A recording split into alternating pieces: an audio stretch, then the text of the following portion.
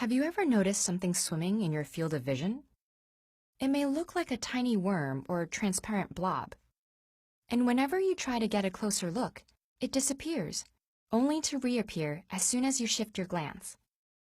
But don't go rinsing out your eyes. What you are seeing is a common phenomenon known as a floater. The scientific name for these objects is muscae volitantes, Latin for flying flies, and true to their name, they can be somewhat annoying. But they're not actually bugs or any kind of external objects at all. Rather, they exist inside your eyeball. Floaters may seem to be alive since they move and change shape, but they are not alive. Floaters are tiny objects that cast shadows on the retina, the light-sensitive tissue at the back of your eye.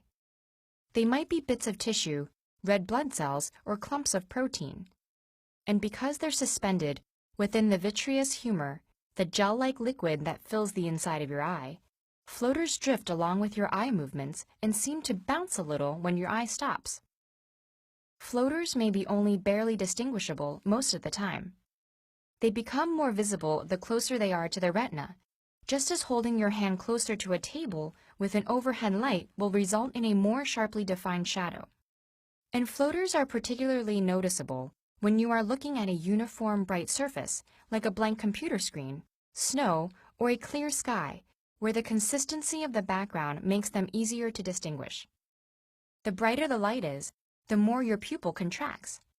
This has an effect similar to replacing a large diffuse light fixture with a single overhead light bulb, which also makes the shadow appear clearer. There is another visual phenomenon that looks similar to floaters, but is in fact unrelated. If you've seen tiny dots of light darting about when looking at a bright blue sky, you've experienced what is known as the blue field entoptic phenomenon. In some ways, this is the opposite of seeing floaters. Here you are not seeing shadows, but little moving windows letting light through to your retina. The windows are actually caused by white blood cells moving through the capillaries along your retina surface. These leukocytes can be so large that they nearly fill a capillary, causing a plasma space to open up in front of them. Because the space and the white blood cells are both more transparent to blue light than the red blood cells normally present in capillaries, we see a moving dot of light wherever this happens, following the paths of your capillaries and moving in time with your pulse. Under ideal viewing conditions, you might even see what looks like a dark tail following the dot. This is the red blood cells that have bunched up behind the leukocyte. Some science museums have an exhibit which consists of a screen of blue light, allowing you to see these blue sky sprites much more clearly than you normally would. While everybody's eyes experience these sort of effects, the number and type vary greatly.